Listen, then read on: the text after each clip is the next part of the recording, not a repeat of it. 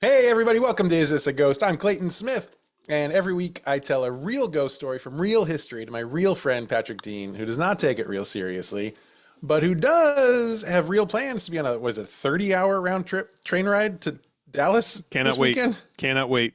Boy, I we're counting down the days now, huh? I think I've talked myself into train shower. I think I have. Oh, I don't think take train shower. I Don't think I've take talked train myself into shower. it. No. Yeah. All right, walk me through the process of talking yourself into train shower and what it takes for you to convince yourself this is a good idea. Well, number one, I have to take train shower on the way down there, I believe, because on the way back, I think I'll be far too filthy for train shower. I think. And weirdly, yeah, the math does work out that way. It sounds Yeah. counterintuitive, but when it's train shower, yeah. Yeah. So you said you have to take a, you don't have to take a train shower on the way down. Yeah. There's not a rule as far as I can tell. I haven't read, all the I've fine been on the print, Amtrak a but, lot. Let me tell you, there's no rule about showering. But yeah, but the sleeper cars all have a like a shower, like a private shower. Thankfully, a private shower stall. I think the public shower stalls are in coach. Sure. But yeah, should be nice. Sorry, I something don't know what just happened fell there. over in my room. It's haunted. So are you gonna wear sandals in the shower? Flip flops? I'm probably gonna wear sneakers. Quite honestly, it's I'm gonna put on a suit actually, the most coverage I can possibly have. That's fun. And why are you doing a shower? when else am I going to get a chance to take a shower while riding America's world trailing rail system? You also have a chance to world trail. Yep. And you also have a chance to not take a shower. This Right, is your yep. chance to shun the shower. Most people don't get that chance. You have that that's- chance and you're saying no. But that's like at least one day a week. I already shun the shower. But how many days a week do I take train shower? 0 days. So far. What if you like train shower so much that you can't quit train shower? And now you What- have to take a train every week, at least once a week, to take What- train shower. What if the train crashes while I'm in train shower and I die, and the autopsy has to note that I that I may have lived if I hadn't been taking train shower. And then your ghost will be a naked ghost wearing sneakers. Haunting the 4 people that still take Everyone's gonna Amtrak. be Yeah. so confused. I love this for you. So you're gonna what are your plans? What are you gonna do for 30 hours? Oh gosh, nothing. Sitting quiet. I was thinking if I was on that train, I would probably sit there and I would just stare at the wall the entire time and be so happy. So happy. Okay. Looking forward to it. It's got a little upper bunk, a little lower bunk. I don't know. Not which one I'm going to sleep in yet. You could You know, switch. You could I switch. could. Do both. I certainly could. Yeah. Yeah. And then you're transferring to a bus, which you get to Texarkana. Correct. Is that Not right? as good. Not as good. I've heard. It's not a sleeper You're gonna bus. take a bus shower? Yeah. Hope not. That one's not with water. No. That, It's very different. if I do end up taking bus shower, I probably will have to take train shower following it. I figure. Absolutely. Yeah. Yeah. You're gonna want to take a shower before you get in the pool at the place we're staying too, please. I think we would all appreciate that. If you wade into the pool and suddenly this like blossom of purple mist just Yeah. wafts off of you, we're gonna have some questions. I will have no answers. All right. Gosh, what else should we talk about today? There was one other thing I was going to talk to you about. What do you got going on? Just counting down the hours. I think we're at like 72 hours till So close. Love till train baseball time. trip. Ooh, Love buddy. baseball trip. Yeah, I love that you're setting off on the baseball trip a full 24 hours Yeah. earlier than I am, and you're going to arrive about an hour earlier. That's fun. That's a fun new twist. Yeah, me arriving at the scheduled time from Amtrak is pretty optimistic, I would say. I'm planning on being there on Friday at some point, but there's a lot of hours in the day on Friday. Hoping to see the game. Hoping to see the Yep. evening game. We'll see. That's great. I can't wait. It's good group this year. Same group that went. Everyone. It's 100% the same that went to Toronto last year. Right? Fantastic. I think so. Yeah. It'll be good. It'll be good. It does mean I have to do some research on the road, which I don't love. But maybe we'll find a ghost in Texas to do the work for us. Sorry, I was buying a house Oh yeah. Where? in Stanton, Virginia. Oh, Sorry, predictable. it's a little bit. It's technically closer to you than Oh. I am right now. Well, there we go. Okay. Yeah, it's by 18 minutes. Every little bit helps. Do they have fiber internet there? They do. They do. That was the Okay. first question. Okay, you can live there. That's fine. I can't believe that listings don't have that information readily available. It's like, this is the only thing I want to know.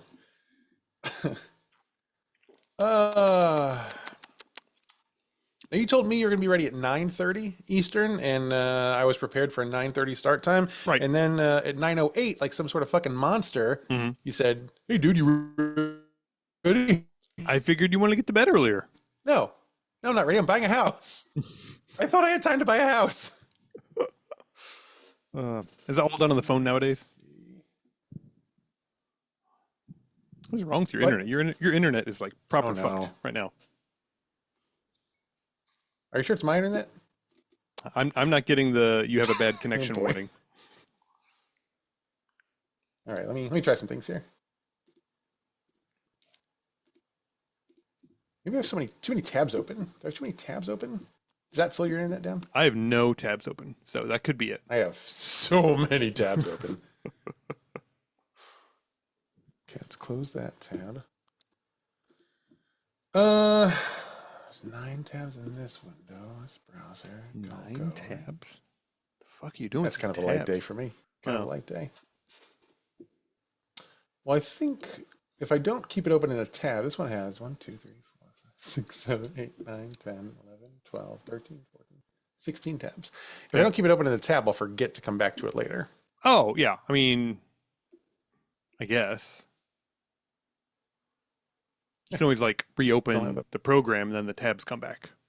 I need the program though because it's my browser. Right. So I need to search new things on new tabs. Right, but you can close that, and then you open it up, and you hit was it Shift Control T? I see think. what I understand what you're saying. And they but all what I'm come back saying- up. Poof! Yeah, All of them. I understand. Right. But what I'm saying is I still need the browser. So Right. I can't close it. Right. Why not?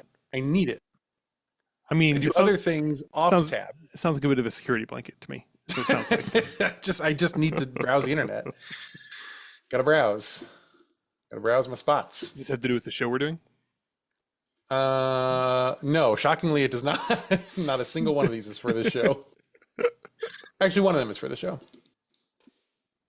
Is Cardinals still playing? I pull it think they're in the ninth. They're in the ninth. They're up 7-4 in the ninth. Pretty good. In the ninth. Pretty good. Yep. Old Nolan hit a big fly. Hit a Oh, he's big back, fly. huh? He's Oh, he's back, back. baby. Man, to have that hit and take one day off, jeez. To be young again and have access to so many steroids. Good for him. That's what the cameras picked up him screaming on the field was, "Oh my God, give me the good steroids!" And the little kid in the front row was like, "What did he say, Daddy?" It's like, "Oh, he wants a hot dog. It's fine." It's fine. It's fine. God, if science could put steroids in a hot dog, I would be jacked. I'd be so jacked. You just got to go to the store and you got to find the ones where it's like a 24 pack of hot dogs for 89 cents. Those have a lot of steroids in them. They have, yeah, That's different. That's different. Yeah, that's true. I should be more clear. it's pig steroids. It's Probably the same thing. yeah, sure. That'll get you ripped. All right. Well, before we get to the episode today, I must tell you, Patrick, that this episode is sponsored by one of our listeners Oh, hey. for a very special occasion. One of our super listeners, Nicole Zott, has sponsored this episode. And it's Nicole Zott to say happy anniversary to her husband, Zach Zott. Zach Zott? Zach Zott. Oh my gosh. Zach Zott. I love that. Zach Zott. Love that for him. And Nicole sent a message for us to read, which is always the way to go because you do not want us winging this thing. She's listened to the sponsored episodes in the past. So happy anniversary to Nicole and Zach. And here are some prepared words from Nicole that let's just kind of wash over you as I read them. Right? To my husband of 20 years. Yeah, they're pretty old. I truly believe we were meant to flunk out of our universities and meet at Merrimack Community College. You have an awe? You have an awe button? I am looking, I do somewhere. I think it's an aw, though. Let's see. Well. Hold on, what do I got here? I got something appropriate for this. Nope. It might be Closer. closer. We got for It's closer. them. Yeah. My life changed that fall morning in 1999 when you walked up to me in the quad. Did you know Merrimack has a quad? I don't know. That Is it sounds like shocking. yeah? For Some the, call it a parking lot. We call it the quad. for the casual listener, Yeah. Merrimack is in St. Louis. Mhm. So Nicole and her husband are. Do you know them? I don't think so. I would have remembered Zach Sott. What a I think. small world, Zach Sott. Anyway, you walked with me in the quad and asked to borrow a pencil. Adorable. Since that day, we have been inseparable. We grew together, finished our degrees, got married, have 4 horrible-looking children. No, sorry, beautiful children. This is beautiful. Have 4 beautiful children. And most importantly, we laugh every day. Thank you for laughing through this life with me. Happy 20th anniversary. Wow. Yeah. Happy anniversary, Zach. Happy anniversary, Nicole. I think these kids are going to make it. Yeah, I don't think I think they got a better chance than kids in the 19th century of making it. Oh, yeah, for sure. Oh, you're talking about Nicole and Zach. Oh, yeah. okay. Oh, sorry. Sorry. I mean, the whole family. The whole family's going to be fine. I'm sure they're all going to be fine. Yeah. Yeah. Here's a Nicole. This is great. Nicole sent a fun fact. Wham! When Zach and I met, he was a manager at the Blockbuster in Richmond Heights. No way. I'm pretty sure, and I wanted to pick your brain. I think I dated someone from the Blockbuster in Richmond Heights. What was Rebecca, who came to work at our Blockbuster? Yes. At Mizzou. Didn't she transfer out of the Richmond Heights did. store? Out of a Blockbuster. I don't know where she. I think it was Richmond Heights. Zach, do you know Rebecca? We'll wait, Zach. Just yell real loud from the back. Rebecca, the one we dated for a few weeks, and I gave her a very kind. I said, "Hey, will you watch my garden gnome for me for a while?" Yes. For reasons that made a lot of sense at the time that I cannot recall now. And then when I broke up with her, I did go back to her house to try to retrieve that gnome because it was very important to me, and she had smashed it in the creek in anger. So that's the kind of employee that Zach hired. He eventually went to work at Sam's Club in Des Peres. Hey. There used to be an Applebee's at the bottom of the Sam's parking lot. I would meet up with him and his coworkers after work. And one night while drinking at Applebee's, Zach called around to different Blockbusters and cleared about $300 worth of late fees from everyone around the bar. Which is a power I never even considered using when we were managers at Blockbuster. I think the problem here is that Zach was probably well liked. So okay. He was calling in favors. We had no brownie points to give with anybody. No, in fact, I think the other Blockbuster in town was corporate, and they hated us. If I remember they were correctly. not fans. They were not fans. Not like us one bit. Anyway, so that is thank you so much, Nicole, for sending in that lovely message and for the fun fact. We love a fun fact, as you know. And yeah, happy anniversary. It's really exciting. Thank you for letting us be a part of it. Patrick, any final words for the happy couple? No, just best of luck. Hope things continue working out. Yeah. Okay. Hope we hear back from me in another 20 years. As I say, we could use the money. Please, if you can, $25 in 20 years. It's not going to go as far as you'd think, but we could sure use it. All right. Well, with all that said, oh shit! No, I remember what it was. Yeah. Nope. I know I say this every time. I gotta label these buttons. Where is? I thought it was on this one. Hold on a second. Just hang in there for me, will you? He walked up. Nope.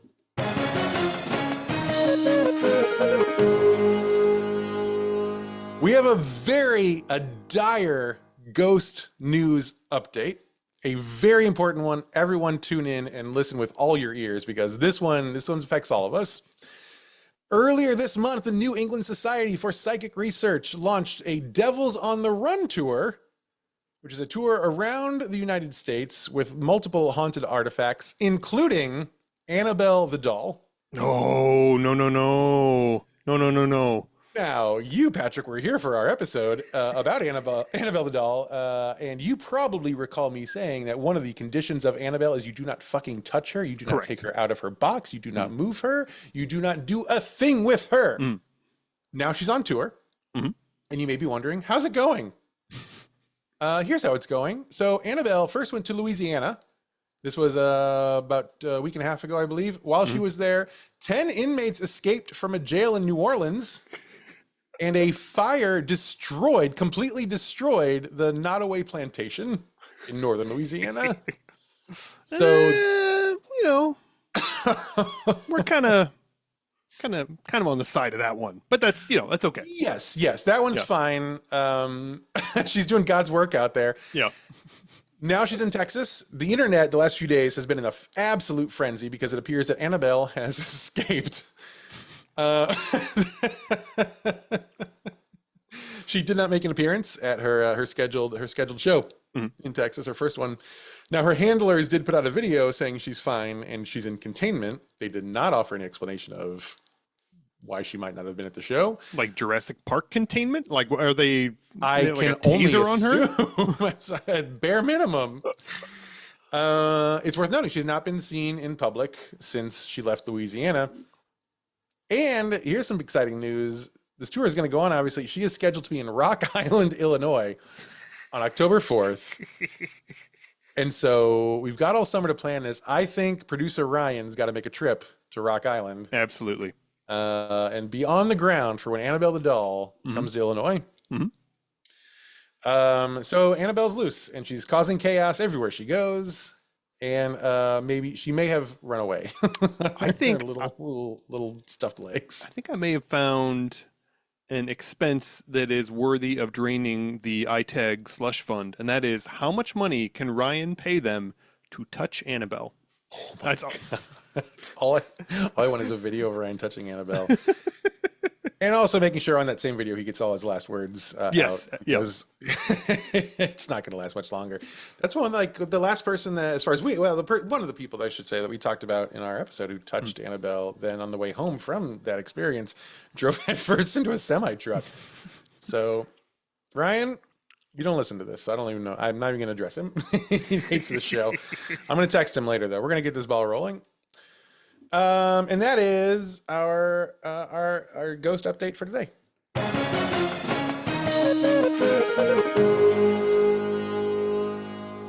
All right, so now I think we're ready. Patrick, are you ready to hear a ghost story? Absolutely. It's always good. The Sullivan brothers were born in Waterloo, Iowa. You know Waterloo? Do I know Waterloo? I don't think I know Waterloo, Iowa. Weird encyclopedic knowledge of Iowa. I know Waterloo, Illinois. I don't know Waterloo, Iowa. It's different. Okay. Yeah. They were born to Thomas and Aletta Sullivan. Mm-hmm. The oldest brother was George. Now, George was born in 1914, to give you a sense of where we are here in time. Then came Frank in 1916, Joe in 1918, Matt in 1919, and Al in 1922. Oh, okay. Okay.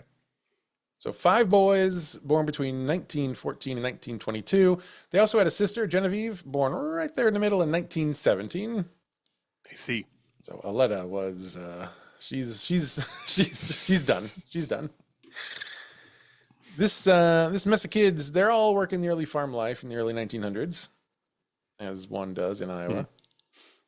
And eventually, Genevieve falls head over heels for a local boy named Bill Ball. Full name William Vinton Ball. Bill Ball's a good choice. I might have got my Vinton Ball at that point. Depends.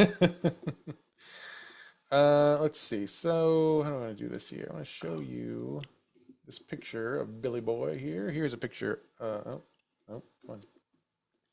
That will. If I had more tabs, I could do this better. Yeah, maybe close all my tabs. Here is a picture of Bill Ball. Oh, goodness. Okay. Yeah. Yeah. Striking. Good looking Iowa boy. Mm-hmm. Yeah, absolutely. A lot of chin, maybe 2 chins. A lot of chins. Teeth. Yeah. Great teeth. It's a lot of chins, and they're so square. Mm-hmm. Yeah. Small ears. Yeah. Okay. Yeah. Now I can only see the ears. That's fair. That's Bill. So Genevieve and Bill, they're going steady. Things are going great. Lots of cornfield kisses happening with these 2 kids. But eventually, Bill decides to enlist in the U.S. Navy. Mm-hmm. As we saw in his full sailor garb in that, correct. In that lovely his full Donald Duck, as we call it, I think. And God, as I was gonna say, as we were supposed to record this, was actually Memorial Day. So in some ways, this was kind of a topical story. When this comes out 2 weeks from now. Yeah. Yeah. I don't know. That's how we do it here. And Is This a Ghost? He goes into the Navy, and he was stationed on the USS Arizona. By the way, I will say, so we have, I should mention this right at the top. We have sort of accidentally stumbled into a new suite on this this podcast, which is Warship Suite. Okay. We're in the Warship Suite. Remember a couple weeks ago, we did the Orang Madame because Erin wanted to, she requested a ghost ship story. Right. I found that one. And then just by happenstance, no planning at all, we had Caroline Jones sent in a story about the SS Great Britain, which was great timing. And now we're going to talk about a different kind of warship here. We're not going to talk about the Arizona. The Arizona is kind of a famous one. We will eventually talk about the USS Arizona. Because that's a whole thing. However, it's just we're going to talk. So we're in the middle of this week. We got a whole thing going on. Do you like warships? Listen to Is This a Ghost? we handle that topic with all the the respect and aplomb that it deserves. Anyway, so he's on the USS Arizona. Now, are you familiar with the Arizona? It's a boat, from what I understand, right? Oh boy, Big boat for this. above the water, It's not big below. Big boat above the water. Okay, Sure is. yeah. The Arizona was commissioned in 1916. And it mostly stayed in the Pacific Ocean. It did venture out sometimes, but its home base was California. And it was mostly used for training exercises. Okay.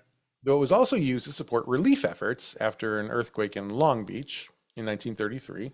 And in 1934, it was, this is a quote, it was filmed for a role in the 1934 James Cagney film, Here Comes the Navy. So the ship lands a role in this movie. And honestly, probably got top billing over Gloria Stewart, the female lead in that film.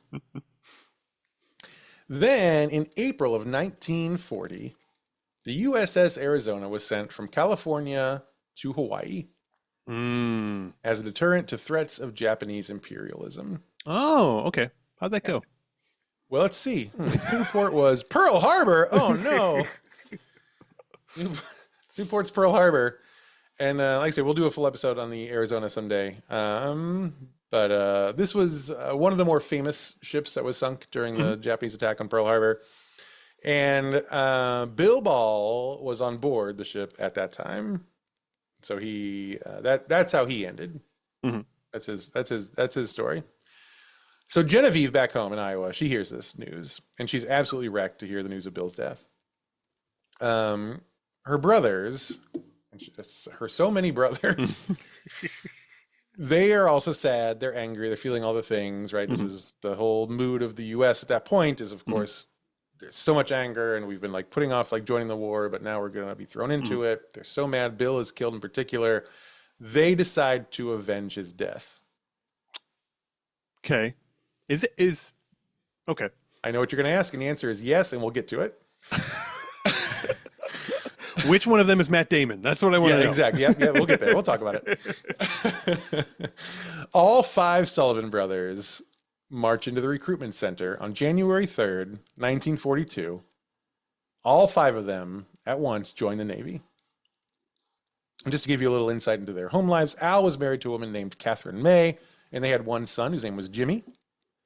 Joe had a fiancée named Margaret Jaros, and Matt also had a fiancée, Beatrice Imperato. George and Frank were blessedly unencumbered. So they all go to join the Navy to avenge Bill. But they tell the recruiter, we're only going to join under one condition. Would you like to guess? We get to fight the Japanese. I mean, that's kind of par for the course. Well, but I mean, we're fighting a lot of stuff at this time. That's true. A couple different theaters. Yeah. Oh, okay. I don't know. Yeah. Fight the Japanese on a boat. I don't know. Give us all guns. Okay, well, it's very bad at this game. They're only going to join if they can all serve together on the same boat. Oh, that's a terrible idea. It is a very bad idea. It's like whenever when like twins enroll in an elementary school, they're like, first thing we're doing is splitting you two the fuck up. This is not happening. Yeah, like you took that way with it because it's like, oh, you guys are going to cause trouble. I was thinking like, this is why you don't have the president and vice president ride on Air Force One at the same time. No. But well, I don't know. We'll see how this I goes. think they just be rapscallions, you know. See how There's these a scamps lot of get along. pranks, you know. I bet every single other sailor on that ship was like, these fucking guys, these fucking Sullivans. Come on. Now, George and Frank, who were the two oldest, they had served in the Navy before, which probably actually had something to do with their lack of family ties. They were the ones who were blessedly unencumbered. Yeah, they're married to the sea. I get it. That's right. That's right. yeah, you understand. And all five, so the U.S. Navy, of course, they need bodies at this point. This is before the draft, so they're like, "Yeah, you want to get on there? Sure, whatever. Let's whatever. Yeah, we'll meet all your demands." And they assign all five Sullivan brothers to the USS Juno. It is worth noting that a few months later, the Navy unveiled a new policy of separating siblings. But they didn't enforce it too strictly. Okay. And that's so keep that in your back pocket. Right. Right. Now, obviously, they're already enlisted, but later. Okay. So you got that. Anyway, back to the USS Juno. All five Sullivan brothers are stationed there. It was considered a light cruiser, which means something. It's for cruising. Really, I get it. It's a pretty badass looking boat. Let me show you this. There it is. Oh, I go cruising in that. I mean, absolutely. That's a cruising boat. That's a ship, man. Look at that paint job. Look at that little swirl. That's nice. That's nice. That's how you blend in with the waves. It's camouflage. You see right there. Yeah. Now the colors are all wrong, but they were like, people are only seeing in black and white right now. It's 1942. So that's their ship. That's the Juno. The Sullivans are not the only brothers on board, by the way. There were at least 30 sets of brothers on the Juno. Okay. So many brothers. And then here is a pretty famous photo of the Sullivan brothers together on the USS Juno. Yep. Bunch of Iowa boys. Those are brothers. Those are some corn-fed Iowa brothers. There, guys. So that's them. So they're on board. Everything's going great. In August of 1942, the Juno was sent to the Pacific Theater to provide support for the Guadalcanal campaign in World War II, which to them is great because that's where they're going to fight the Japanese. Which, as you mentioned, it's not Germany, it's not France. It's where they want to go to avenge Bill's death. Their whole trip out there is going fine. You know, but it's really fun. Yeah, it's great. Yeah, it's pretty cool. It's like if you go on a Norwegian cruise today. It's like that, except you get a cool outfit. Yeah, and the guns are bigger, but not by as much as you would think. It is surprising. Early in the morning of November 13th, the USS Juno exchanged fire with a Japanese destroyer called the Udachi. Right, now, neither ship is hit, but the whole skirmish does draw the attention of another Japanese destroyer called the Amatsukaze. The Amatsukaze says, what's going on over here? And they come around and they fire 4 torpedoes at the Juno. And one of those 4 hits it. Oof. That torpedo breaks the keel and completely disables the ship's electrical system. Oh. And that feels like an important one. You're an engineer. Does that seem important? I probably, yeah. I mean, it seems like it's probably important for the lights, I would imagine, right? And pretty dark down there now. Yeah, but I bet it breaks all the air conditioning. I bet it's really uncomfortable on the boat now. I bet they were just. I bet it's so warm. Oh no, they had it cranked down to 67. Everyone was so happy. Now it's terrible. So the Juno, it's still floating. It's not, that bad. It's not. It didn't breach the hull, but it's in bad shape. Like it's not, you don't want to be out there in that. So they leave the battle. They decide they're gonna go away. They'll be back, but they're gonna time out, everybody. Yeah. Time out. So the Juno heads back for the ally base of Espiritu Santo, which was the best I can tell, it's kind of like a hospital center for damaged warships from the Allied partners. So there's a bunch of damaged ships there, right? And that's where they're going to bring their ship. And on their way to the harbor, the Juno passes by an active fight between the USS San Francisco and a Japanese submarine, the I-26. Oh, okay. So Juno's is going on its happy little business, right? It's just trying to get back to port. Over here, there's no fights going on. Right. San Francisco in this sub. They're doing this. Juno, over here. Don't mind us. Yeah. Just gonna boop, boop, boop. Nothing to do with this. Nope, Yeah. nope. Not my battle, not my war. And so they're skirting around this, and while they do that, the Japanese submarine fires 2 torpedoes at the USS San Francisco. Both torpedoes missed that boat. Oh. And then one of them keeps going and hits the Juno. It's such a big ocean. How do you get The hit odds with of this are This is unbelievable. This is it's terrible luck.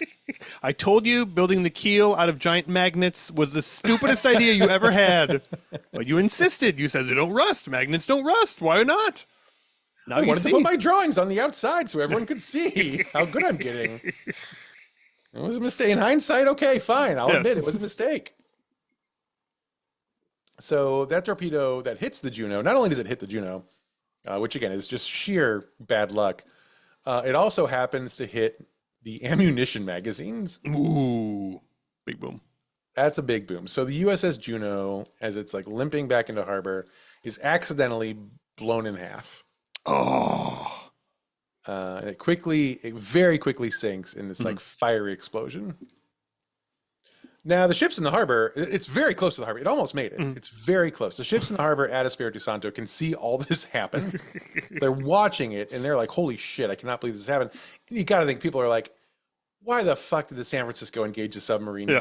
Like, boys, take it further. Take it outside. Although I can imagine the guy whose like work order was to fix this boat is like quietly crossing it off of his list. Squeeze. Well, he gets on the phone. Actually, I think I can fit you guys in this week. Yeah, no, I'm all cleared up. Actually, Oh boy. I wonder if any veterans listen to this show, and if we are going to lose all of them after this episode. What do you think? I don't know. I mean, I guess what's one more group of people that stop listening to us? We're gonna check our own thing off the list. I will say it it's hard to do sometimes it's hard to do a comedy podcast about ghosts because just the stories are usually not pretty good actually. Anyway, so the ships in the harbor at Espiritu Santo all see this happen. Now Gilbert Hoover, he is currently the senior officer present afloat, or the SOPA, which apparently is a thing. Basically, he's the guy in charge of all the boats that are floating in the harbor. He is the most senior of them. Okay. So he gets to be in charge. So he sees this happen and he's like, boy, no one survived that. That was crazy. That's gone. That's all. Those people are dead for sure. And everyone around him is like, man, why do you keep saying that? Just, hey, everyone, I just want to just be real clear here. Yeah. Ooh, poof. Oh boy, did you see that? Gross, really. That's what that was. And he says also, like, if we go look for survivors, we'll just be sitting ducks for the Japanese. Yeah. This sounds like someone who just ordered dinner, is what it sounds like to me. That's And speaking of Japanese, my takeout is almost here, so we could just like hang low. Got this ramen coming, and I've heard great things about the chef.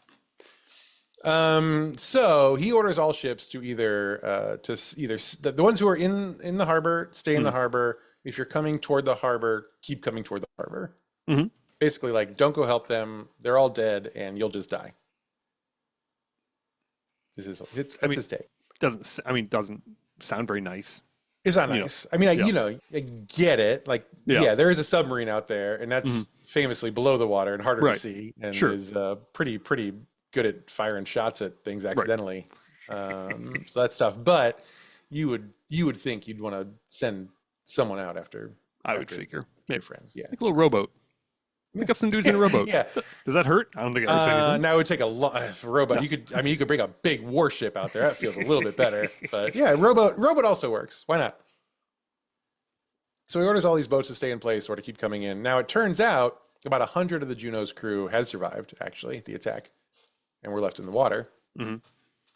And we know this because Gilbert Hoover, the SOPA, the guy in charge, he did call into request for the closest B-17 bomber to fly over the area just to double check for survivors.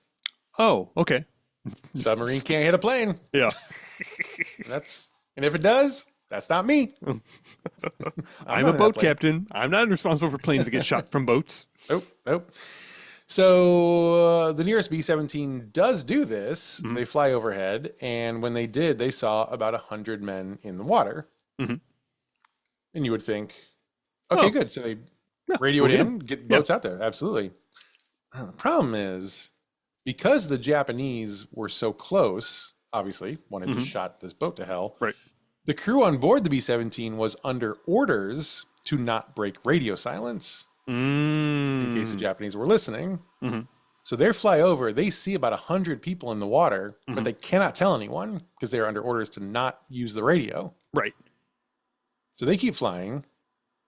They couldn't pass the message on until they landed, which was several hours later. Ooh. And what was the point of them flying over in the first place? Like, I'm sorry, check for survivors. Right, sure. Uh-huh. Yeah. Check for survivors. Any Eventually. questions? Yeah. They checked, they saw them. Great. I don't know. I don't know where they went next. I don't know. So that's obviously a giant clusterfuck. And if that's not enough, they file this report after they land, the B-17 folks do. They file the report.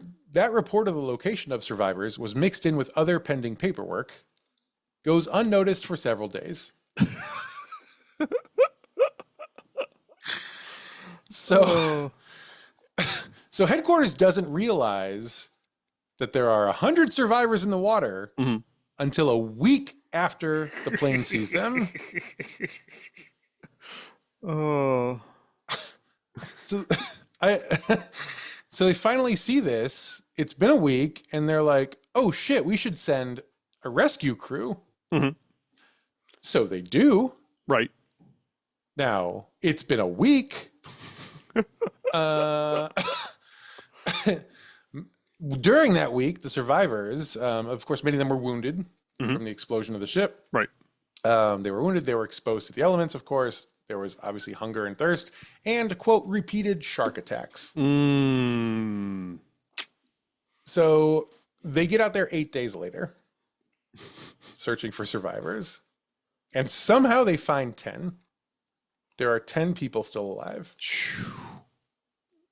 Among the information the Navy learns from these survivors was the fact that Frank, Joe, and Matt Sullivan were all killed instantly in the attack. Oh. Al and George survived the attack, but Al had drowned on the second day. He was too weak to keep himself afloat, and he just slipped off whatever he was floating on and drowned.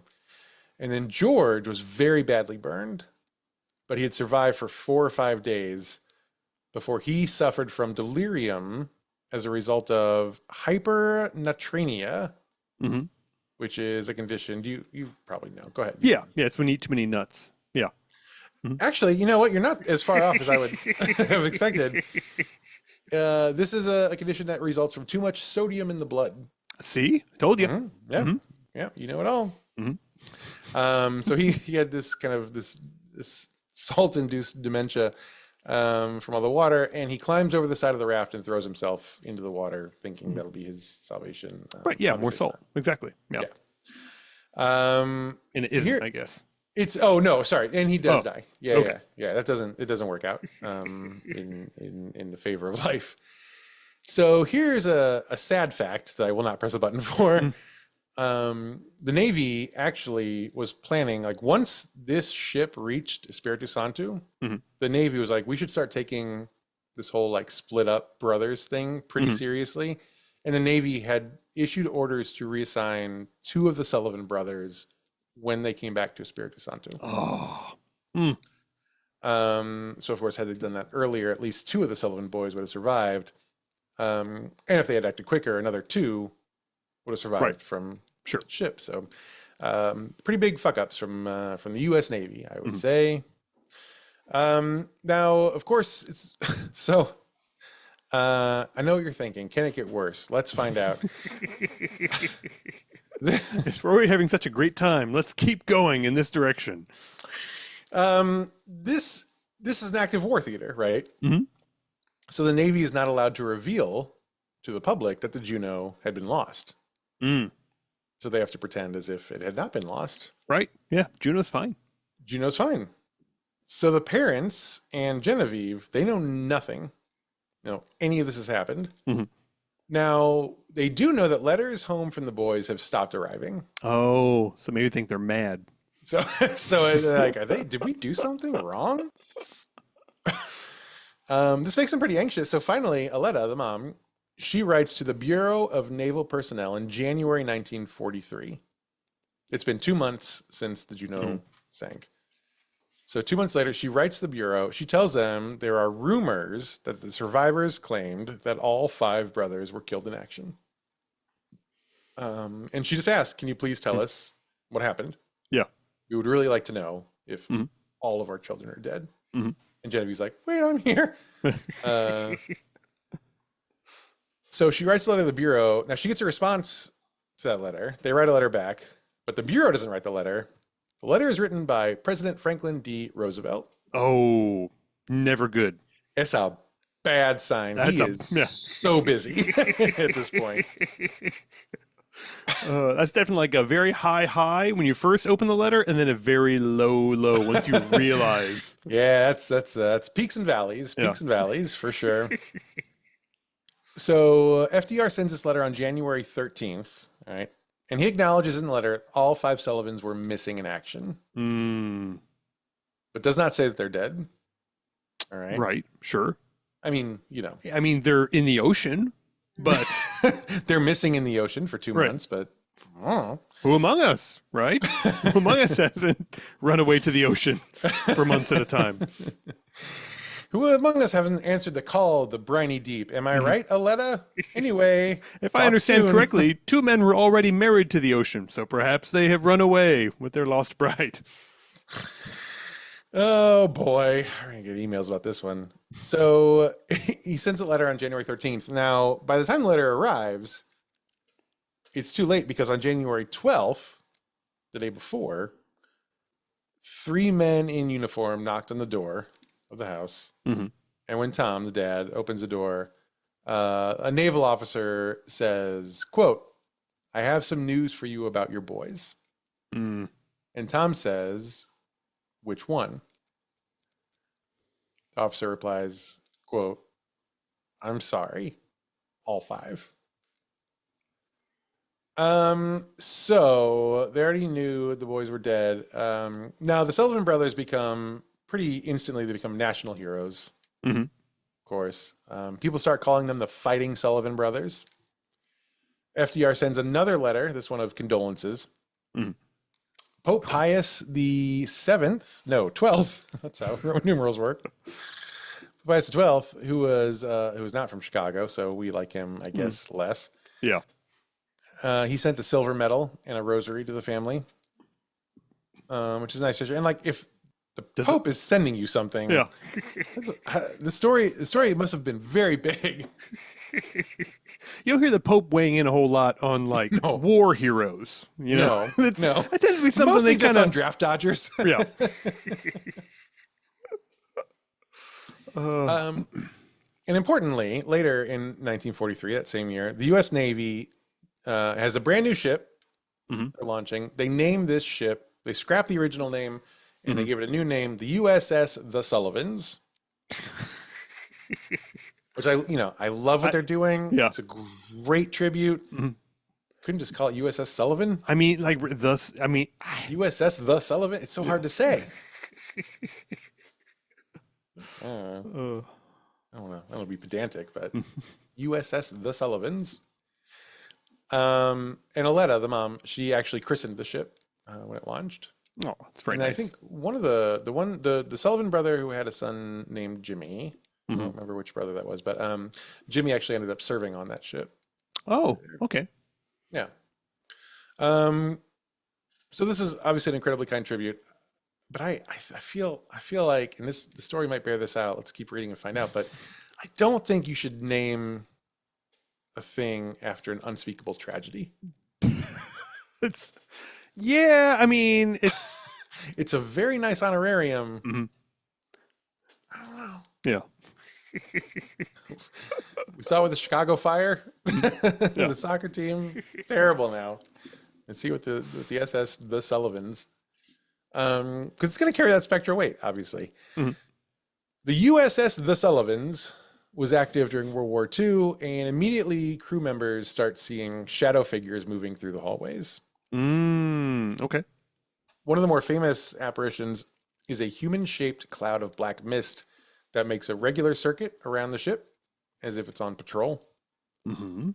And there is documentation, U.S. naval documentation, of one sailor who was on night watch, making the rounds on the ship, when he turns a corner and he comes face to face with a bloodied, burned man Ooh.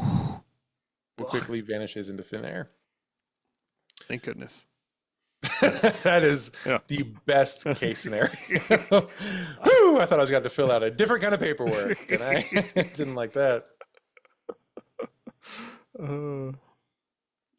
That sailor later pointed to a photo of the Sullivan brothers that was posted on the ship, and became extremely agitated. He pointed to one of the brothers in particular and said that he was the one who had appeared to him, burned and bloodied, and it was George, the injured brother who had been badly burned and succumbed to delirium. George Sullivan's ghost also haunts the electrical system. For reasons, I guess. The ship, which today is on display at the Buffalo Naval and Servicemen's Park in Buffalo, New York, it'll sometimes turn on its own equipment. Tourists of the ship today often report radio equipment coming on by itself and broadcasting a strange, garbled static that sometimes sounds like screams. Ooh. Spooky. And here's a fun fact. Wham! The story of the Sullivan brothers, at least in part, did indeed inspire the 1998 film Saving Private Ryan. They're actually briefly mentioned in the movie. Oh, okay. Now, in that movie, of course, the brothers were separated. Right. Mostly, right? Still somehow all killed except for one. Bad. It's bad. It's bad. There's no winning in war. Is what Tom Hanks has taught us. Yeah, but if they'd based it directly off of this story, it would be a pretty bad movie. Pretty short too. Yeah, pretty short, pretty horrible. Can you go find the last remaining Sullivan? I don't think so. Yeah, I don't think so. Was he the one that was burnt up and at the bottom of the ocean? Oh, yeah, I think that's it then. Yeah, 20 minutes, end of movie. Yeah. Also, we don't come off so good in the movie, just so you know. Can we do a different story? Can we just make something up? Yeah. That feels better. Let's take the theme here where we're doing the right thing. Absolutely. Let's make a whole movie about the right thing that we're doing. Yes, let's be brave. Yes. Yeah, let's go help everyone who needs help. Let's be the ones who go in and help. Yeah. Let's not have any bureaucratic nonsense. Let's just, everything, all the paperwork is seen immediately in our story, right? And if that doesn't work, 2 words. Tom Hanks. What? Thank you. Here's $200 million. Make me a movie. Also, make sure the first 20 minutes of it make everybody throw up. That's the best part of it. 20 minutes. We do. Everybody in America throws up when they watch it. Young, old. 2/3 of that budget has to go into making the opening 20 minutes of that movie so hyper realistic and terrible that everyone, and I mean, hey, listen to me, look me in the eyes. I'm saying, I mean, everyone throws up. I want movie theaters across America completely unable to hire new people to work there because the last people all quit because they had to clean up so much vomit from so many people. I want this to be the Gwar concert of World War II films. Do we have a deal? Of course we do. Absolutely. Of course we do. You said Tom Hanks still in? Yeah. Okay. Yeah, we have a deal. We were in the throw up thing by him. He's like totally in. Totally in. I don't know. It's weird. What if we have Matt Damon? Can we afford Tom Hanks and Matt Damon? Not for the whole movie, but no, just what if we just brief glimpses? Glimpses. Yeah. Just like a quick camera tilt to Matt Damon once. How does that sound? Yeah. Pretty good. Yeah. We've been paying Damon by the second for the last few films, and it's worked out pretty good actually. Yeah. Now we You'd be do surprised. have Tom Sizemore in it, Yeah. and so that's gonna You'd be surprised how much of Damon we cut out of Rounders, but it saved us a lot of money. It's still a pretty good flick. Huh? It really is. Story's very different. Edward Yeah. Norton is talking to himself for half of that movie, but boy, oh boy, it still worked. I think still worked. I wonder, was Tom Sizemore in that one, or is he in a Thin Red Line? He. Do I need to have Jeremy cut that out? Tom Sizemore Saving Private. Let's Google. Let's see. Let's see what Jeremy has to cut out. Oh yeah, he's in Saving Private. Yeah, I got it right. Jeremy, Leave it in, Jeremy. Don't cut it out. Leave it That's all good. in. And leave I this did it in right. too. Yeah, tell everyone that I didn't know for sure.